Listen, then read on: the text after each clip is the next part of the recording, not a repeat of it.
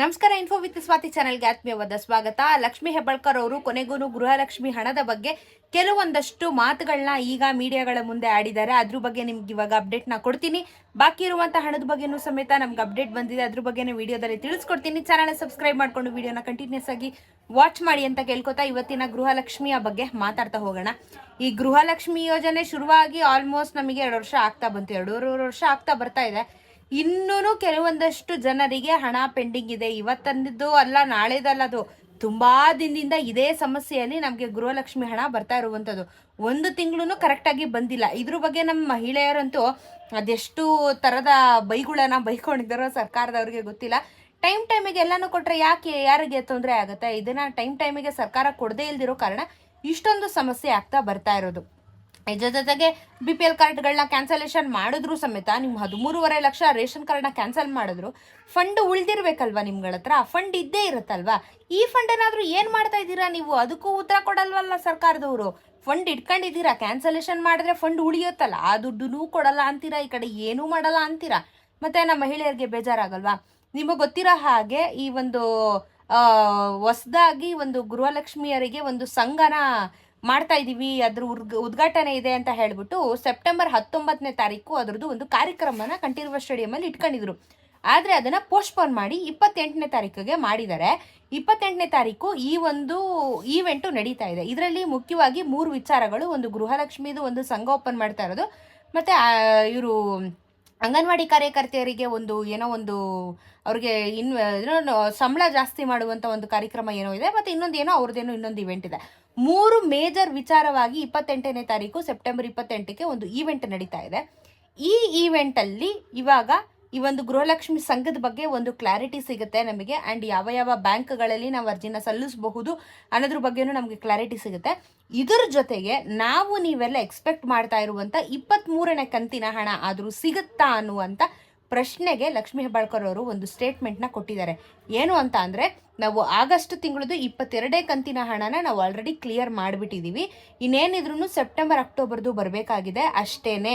ನಮ್ಮ ಕಡೆಯಿಂದ ಯಾವುದೂ ಅಮೌಂಟು ಪೆಂಡಿಂಗ್ ಇಲ್ಲ ಅನ್ನೋ ಮಾತುಗಳು ಈಗ ಲಕ್ಷ್ಮಿ ಹೆಬ್ಬಾಳ್ಕರ್ ಅವರು ಮಾತಾಡ್ತಾ ಇರುವಂಥದ್ದು. 22ನೇ ಕಂತಿನ ಹಣನ ಆಲ್ರೆಡಿ ಕೊಟ್ಟಿದ್ದಾರಂತೆ. ಇದನ್ನು ಸುಮಾರು ಸತಿ ಹೇಳ್ತಾ ಇದ್ದಾರೆ. ಆದರೆ ಜನಸಾಮಾನ್ಯರಿಗೆ ಇನ್ನೂ ಸಮೇತ ಹಣ ಬಂದಿಲ್ಲ. ಟೋಟಲ್ ಆಗಿ 3 ಕಂತಿನ ಹಣ ಜನಕ್ಕೆ ಪೆಂಡಿಂಗ್ ಇರೋದು. ಅದರಲ್ಲಿ ಕೆಲವೊಂದಷ್ಟು ಜನದು ಕ್ಯಾನ್ಸಲೇಷನ್ ಆಗಿದೆ, ಕಾರ್ಡ್ ಎಲ್ಲ ಬಿಡಿ, ಅದು ಒಂದು ರೀಸನ್ ಇದೆ. ಬಟ್ ಸ್ಟಿಲ್ 22ನೇ ಕಂತಿನ ಹಣ ಕೆಲವೊಂದಷ್ಟು ಜನಗಳಿಗೆ, ಅಂದರೆ ಯಾರಿಗೆ ನೆಸೆಸರಿ ಇದೆ ಅಂಥವ್ರಿಗೆ ಇನ್ನೂ ಬಂದಿಲ್ಲ. ಇದ್ರ ಬಗ್ಗೆ ಸ್ವಲ್ಪ ತನಿಖೆ ಮಾಡಿ, ಇದ್ರ ಬಗ್ಗೆ ಸ್ವಲ್ಪ ವಿಚಾರನ ಮಾಡಿ ಅಂತ ಲಕ್ಷ್ಮಿ ಹೆಬ್ಬಾಳ್ಕರ್ ಅವ್ರಿಗೆ ಮೀಡಿಯಾದವರು ಕೇಳ್ಕೊಂಡಾಗ, ಇಲ್ಲ ನಾವೆಲ್ಲಾನು ಕ್ಲಿಯರ್ ಮಾಡಿದ್ದೀವಿ, ಯಾರು ಬಂದಿಲ್ಲ ಅಂತ ಹೇಳ್ತಾ ಇದ್ದಾರೆ, ತೋರಿಸಿ ನಮಗೆ ಅಂತ ಉದಾಸೀನವಾಗಿ ಮಾತಾಡ್ತಾರೆ. ಅವರು ಪಬ್ಲಿಕ್ ಜೊತೆ ಇಂಟರಾಕ್ಷನ್ ಮಾಡ್ತಾ ಇಲ್ಲ. ಇದೇ ಆಗ್ತಾ ಇರೋದು ಸಮಸ್ಯೆ.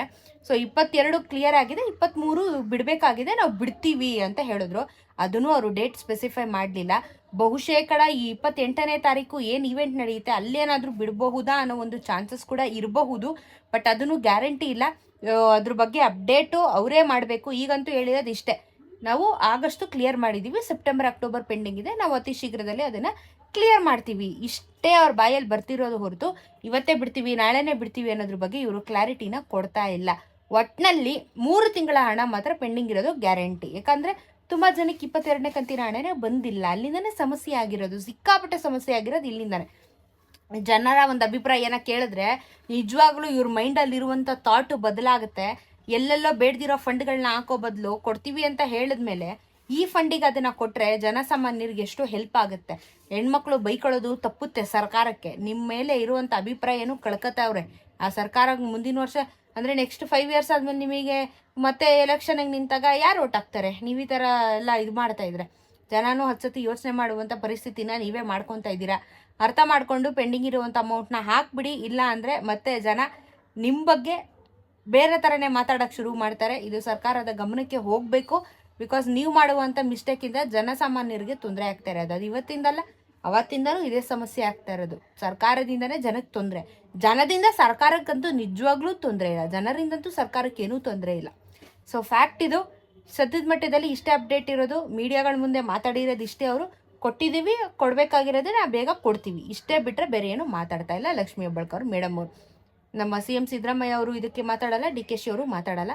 ಬರೀ ಇವರೇ ಮಾತಾಡ್ತಾ ಇರೋದ್ರಿಂದ ನಾವು ಕಾಯಬೇಕಾಗುತ್ತೆ ಮತ್ತೆ ನೆಕ್ಸ್ಟ್ ಏನು ಅಪ್ಡೇಟ್ ಕೊಡ್ತಾರೆ ಅನ್ನೋದ್ರ ಬಗ್ಗೆ. ಅಪ್ಡೇಟ್ ಬಂದ ಕೂಡಲೇ ವಿಡಿಯೋ ಮಾಡಿ ತಿಳಿಸುವಂಥ ಪ್ರಯತ್ನನ ಮಾಡ್ತೀನಿ. ಚಾನಲ್ನ ಸಬ್ಸ್ಕ್ರೈಬ್ ಮಾಡ್ಕೊಳ್ಳೋದನ್ನ ಮರಿಬೇಡಿ.